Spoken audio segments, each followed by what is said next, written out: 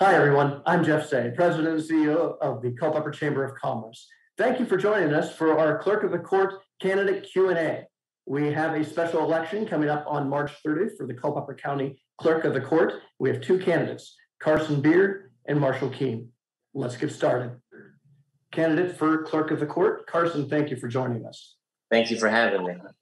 Carson, we're going to have an introduction. That'll be 3 minutes. There will be a series of 6 questions that we will ask you.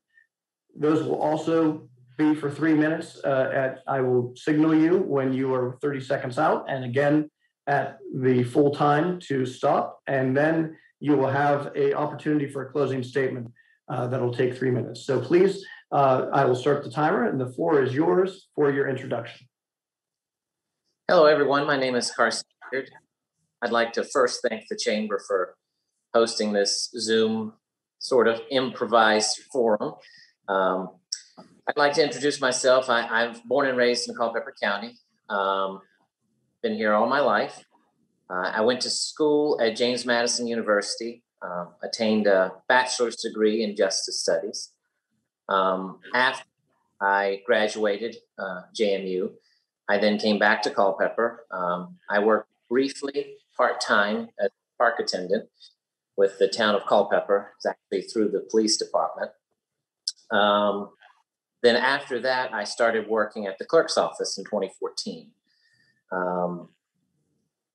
I am from a rather large family here, although our numbers are dwindling at this point, but I've known this area my whole life, no other area I want to be in. I just really hope that everything turns out well with this election. I humbly ask for everyone to please vote for me. I started in the clerk's office as a deputy clerk, mainly working in the courtroom. I then, where you handled orders and exhibits and things of that nature, you sat next to the judge. I then became chief deputy, which I basically supervised the courtroom division. After I was chief deputy, and when Mrs. Corbin retired as clerk, I was appointed by the court as interim clerk, and I currently serve in that capacity. It's been a whirlwind. I enjoy every day. I enjoy working with the employees I have. I'm so thankful for the employees I have. Could not do the job without them. And I think it's really important for everybody to learn what the clerk of court does. I think it's a job that maybe not a lot of people know about. Certainly I didn't know about when I first started. I had very limited knowledge coming into it, but you learn a lot, and it takes a lot of time to learn it. And it is not a easy or simple job. And I cannot tell you how thankful I am for everybody that works with me. And I'm just happy to be there.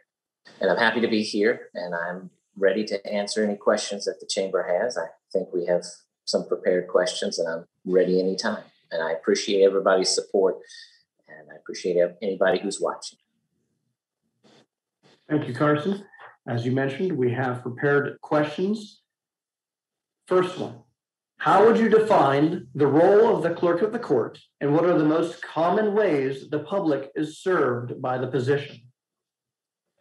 I think the main role of clerk of the court is to receive, maintain, and preserve the record. I think that we are keepers of the record. We are a court of record.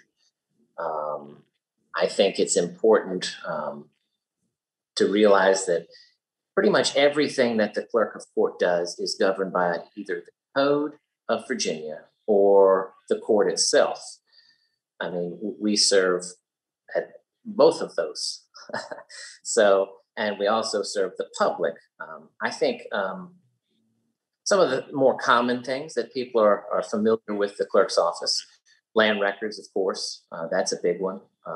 Pretty much every interview I've been a part of there at the clerk's office, the first thing that someone says that they know about the clerk's office are land records. Another big aspect, marriage license. So if you're in the Commonwealth and you plan to get married within 60 days, come get your marriage license. Another big aspect of the office, concealed handgun permits. We have seen an influx of those. So we get probably over 100 applications a month. So that right there is more than likely close to 100 people a month. That doesn't include renewals, which can be done by mail. So that number may be a little lower of in-person people, but the first time you have to come and get your application in person. Those are some of the main things I think people are more familiar with. The clerk really is, like I said, there to maintain the record. All of the documents are kept. I mean, it is, we're the keeper of the record. That's why we're called a court of record. General District Court and Juvenile and Domestic Relations District Court are not a court of record. So I think that's important to note, that we have a lot of files, a lot of paper, a lot of things that we keep and have to keep. And those are some of the ways that I think the public are familiar with. As far as other ways we serve the public, I mean, probate and wills, that's another huge aspect, and a very trying time for many people. And we are there for that as well. So those are really the main ways that we serve the public. Of course, we have our civil cases involving divorces or anything like that, and criminal cases, of course, as well. Felonies, misdemeanors, traffic infractions. We can handle all of those cases. So that's how we serve. What qualifications set you apart for the clerk of the court position? As I stated earlier, I started there in 2014 in the clerk's office. I had recently graduated from James Madison University with a degree in justice studies. I think that really helped me have a base knowledge of things that I really used on a day-to-day basis, especially when I started in the courtroom. I mean, it was very important to have some of that knowledge going in. I worked, I couldn't tell you how many hours in the courtroom. It would be at least 2 to 3 days a week I would work court. And that was a very detailed aspect of our office. From preparing the files for the week, preparing each individual file with a worksheet, then going to court. That's a whole other aspect. You have to keep up with the court. You have to keep up with the Commonwealth. You have to do any paperwork, dispositions, continued custodies, whatever is required that day. You receive exhibits. You keep the exhibits. It is a very intensive part of the job. And that, I think, really prepared me for becoming interim clerk. And as I stated, I became chief deputy after our chief deputy retired and supervised that area of the office, which brought with it, I still went to court. I still did all of those things, but also came with a supervisory role.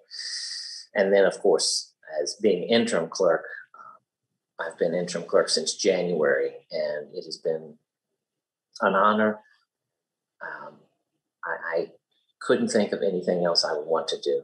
It has been a real pleasure to work with all of the employees, because I worked with them as coworkers. Now I'm the boss, and it's just a delight. And I think without that experience, I don't see how someone could come in and run an office of that magnitude without any experience. It's incredibly important work, and I really enjoy it. And I've been there over 6 years. Not a day that goes by that you don't learn something new, and then you have to deal with it. You have to look up in the code, manual, whatever that you have to do. But you need to have a pretty good knowledge to run that. All right. Thank you. What steps would you take to modernize the clerk's office? So that's a big part of what I want to do. I think I don't want to say we're behind the times, but we certainly can catch up a little bit. I want to bring in filing, so you can file some civil cases electronically. I would like to do e-recording, so you could record land records electronically. I'd also like to start scanning, more back scanning old land records that we don't currently have scanned on the system, and scanning some of the older files. In fact, I've had a survey done with a company to see how much it cost to back scan some of the old files, civil. And so I've already started on that path. I think it's important for things like that. I mean, you're not necessarily saying that someone has to do it electronically. We'll still be open to take paper filings.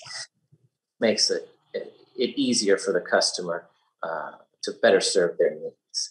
Another big aspect would be online payments, court costs. If someone doesn't have to come to the office, everybody has a busy life. Maybe they begin to pay, they can just pay it online. And that would be a huge step. And I've already talked with OES, which is the Office of the Executive Secretary at the Supreme Court, about going. In fact, I talked to them a while ago about it, and there's a certain aspect of the job where we have to transmit a treasury check to the Commonwealth each day based upon what we took in the prior day. And I was the one that really led that to be an online transaction. Instead, we used to write a check for that, and I led that to be online so we could just transmit electronically. And at the same time, I discussed online payments. And I think that would be a big way, a big help to a lot of people to not have to come in the office and be able to pay online. I think those are the main things that technology can really help the public. I mean, it's just all about ease of access. Thank you. What are some of the fees the public could be charged when visiting the office? And if elected, are there any you would change? Well, the fees are really, like I stated earlier, about every aspect of the clerk's office is governed by the Code of Virginia. And those are also governed by the Code of Virginia. There's not a whole lot of room that the clerk can waive any fees. The only thing that I can think of that I am considering, since I want to go more electronic, I want to begin to allow all transactions to be done by credit card. So you can still pay cash, obviously, but to do more credit card. And that is a 4% fee to pay the credit card company that does the machine. But it could be a $2 flat rate on each transaction. And that's something I would like to do. I also would like to look into getting 2 more credit card machines to cover all 3 registers, because we only have 1 credit card machine at the moment. So that is a fee that I would like to probably reduce, because 4% on whatever transaction could be a fair amount. But I've already looked into that. But the fees are governed by 17.1-275, I believe. It lays out a number of fees that the clerk has to charge. It says shall. I think the fee question is a good question. I think it probably was spurred on by a concealed handgun permit issue. our fee for that is $50. Now that's broken down in three parts. $10, which we shall charge according to the code, 182308.03, I believe. So we have to charge that. State police gets $5, and the local law enforcement agency, which would be our sheriff's office, gets $35 for the background. So to lower that, one of those agencies would have to waive their fee, and they have not done so. So we have to charge that. So I think that the majority of the fees are you have to do as the clerk. I mean, it is governed by the code. You don't just simply get to say, oh, I'm not going to charge that. You have to do what the law says, and that is what we will continue to do. Thank you. During recent mock interviews hosted by Career Partners, juniors at CCPS were asked about their social media presence. How does your social media presence play a role for clerk of the court in their office? I think social media can play a big role, and I would really like to start that. I know a lot of other clerks, and they use it very effectively. For example, Gary Clemens in Loudon, he is very active on social media, very active on the internet. He knows how to really inform the public, and I think it's something that I would really be willing and able to do. I think it's important to keep everybody updated on what may be happening in the office. Let's say closed, or you had to close early for some reason. Let's say there's a new law change. You may want to put that out there so people can have easier access and know before they come in the office, and they can look at it immediately. We try to get the website updated, but that takes some time. You have to contact, for instance, with the state website, you have to contact them and they have to update. So you can't just you don't have access to update your own website unless we created our own website. So I think that would be a quicker way to really inform the public and keep them apprised of everything in the clerk's office. And I have thought about that for quite some time, including looking at other clerks' pages. And like I said, Gary Clemens in Loudon is a really good example of how to keep the public informed. And of course, that would be something I would be interested in.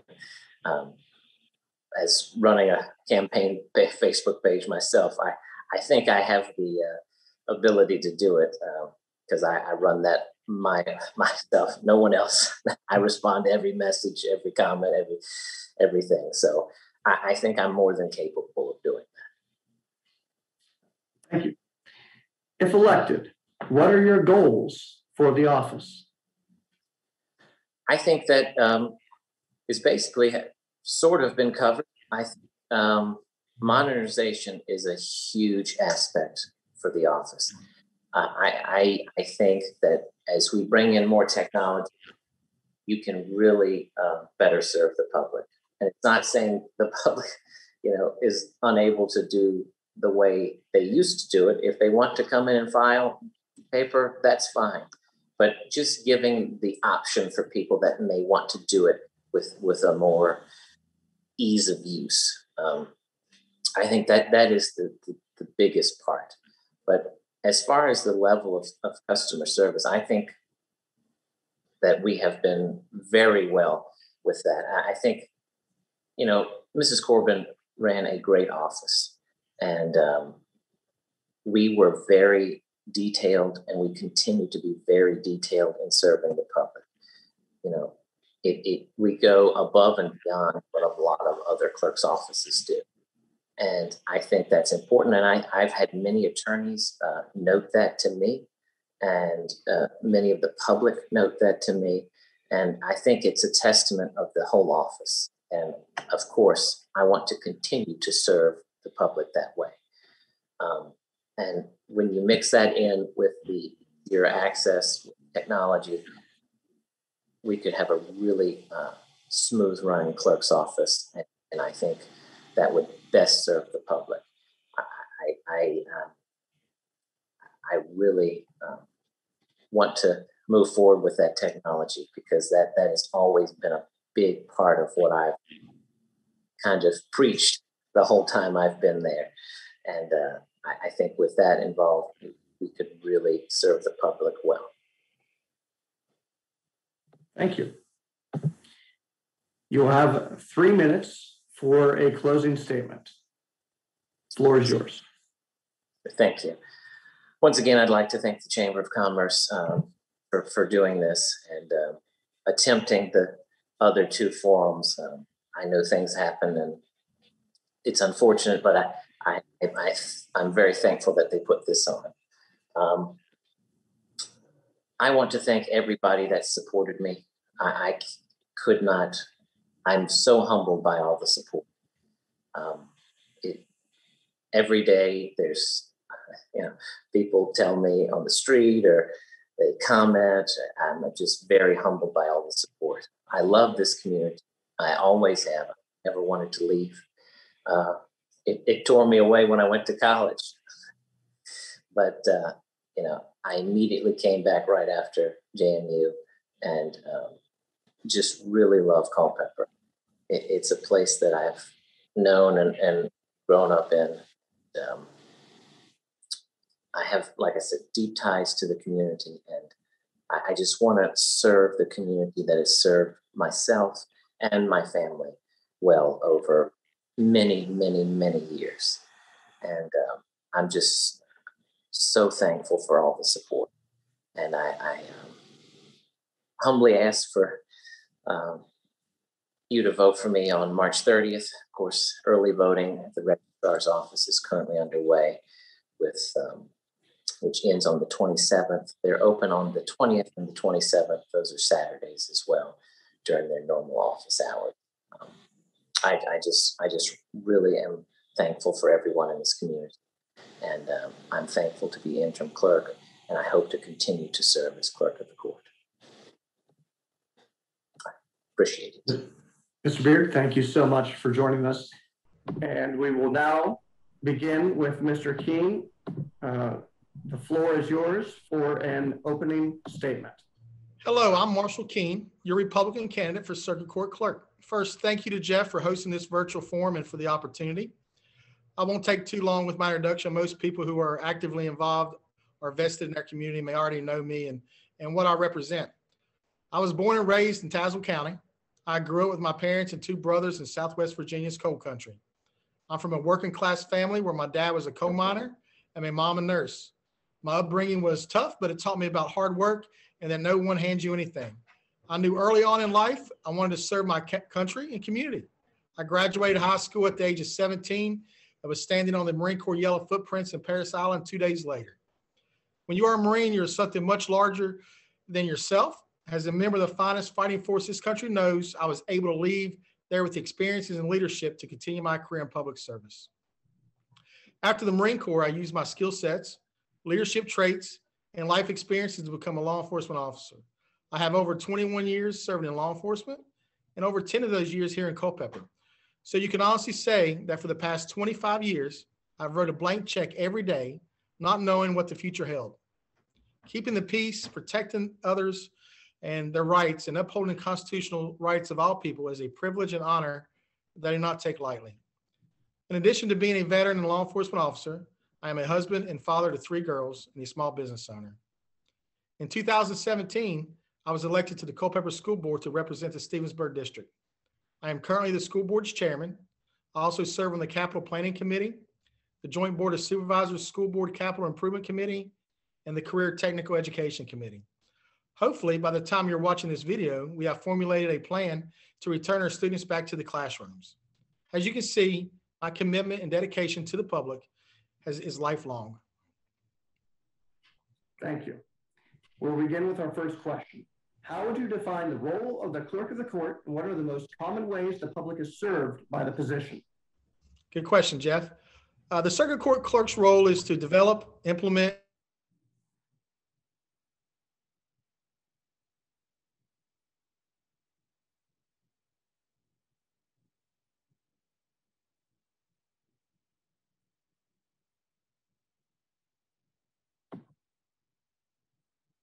officer, one of only 5 in Culpeper.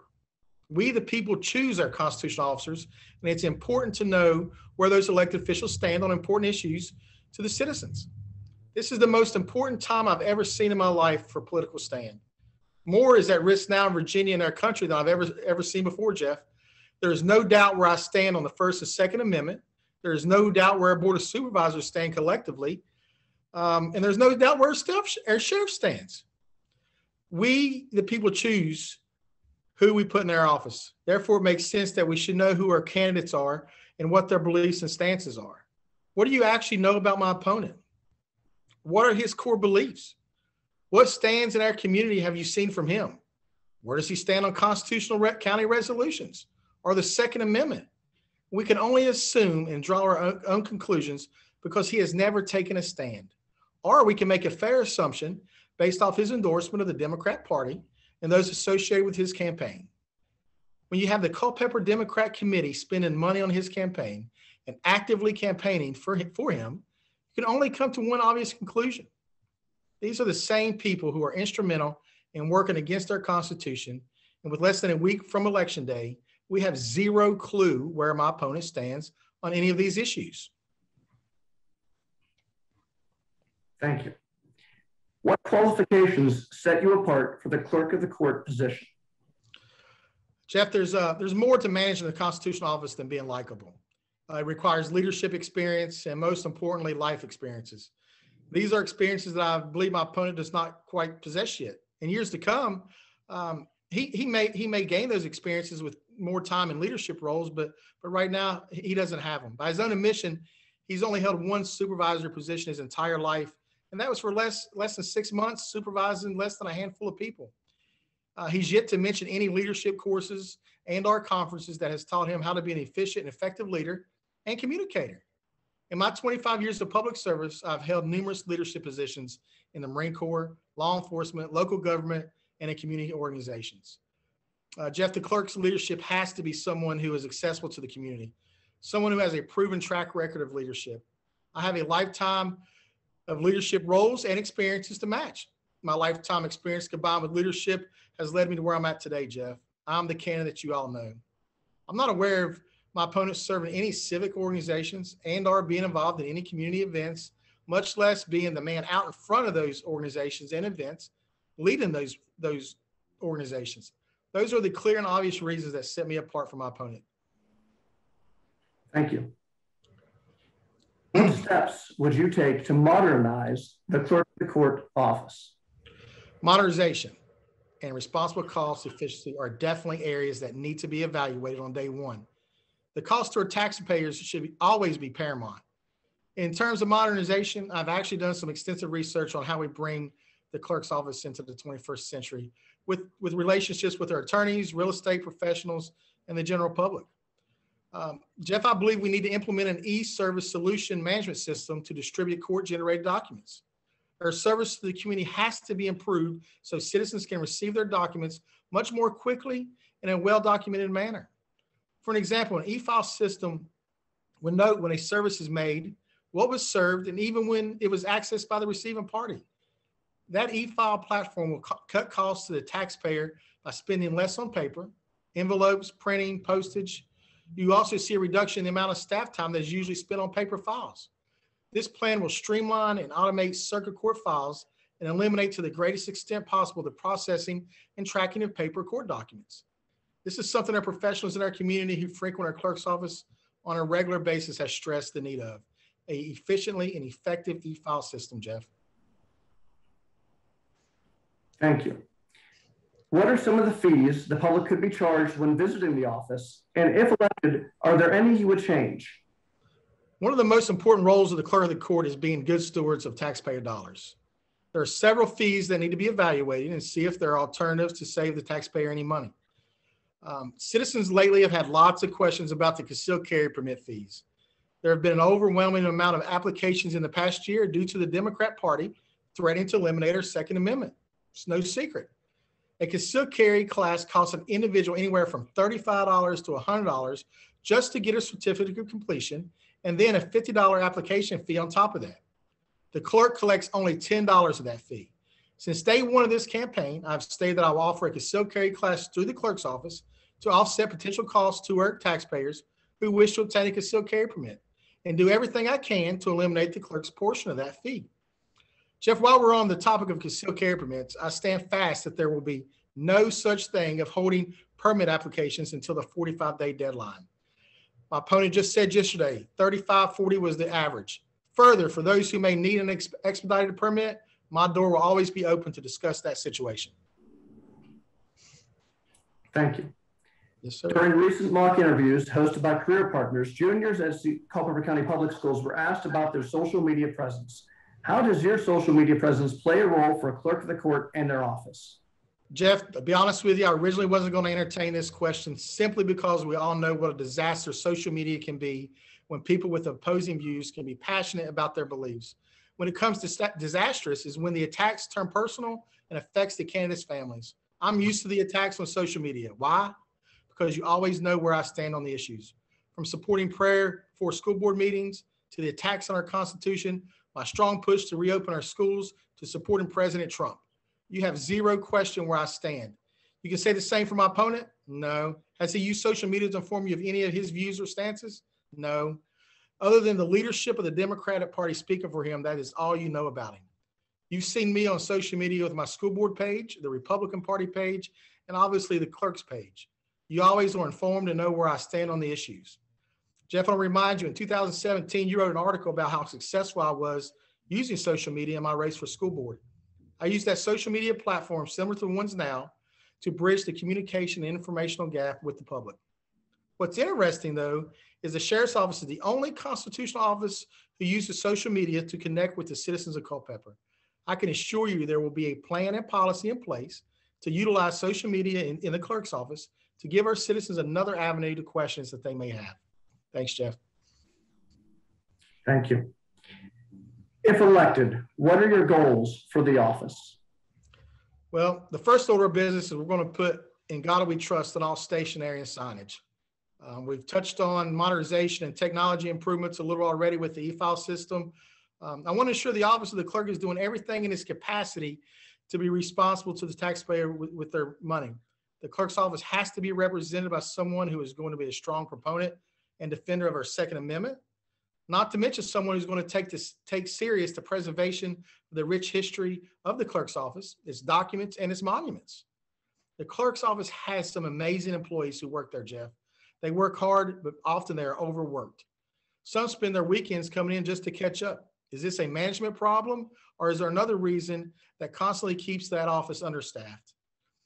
The most important goal is to ensure the clerk's office is not only responsive, but accessible and welcoming to all citizens, including law enforcement. Until the retirement of Janice Corbin, no one even knew my opponent worked there.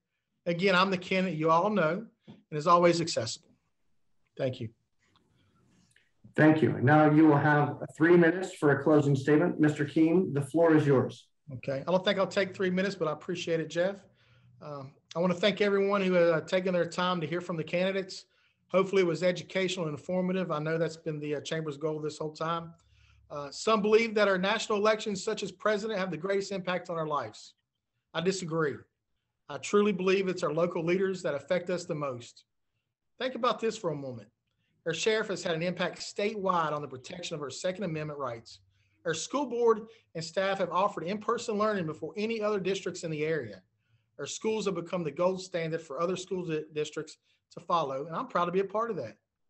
These are just 2 examples, Jeff, of how different life would be if we had elected different local leadership.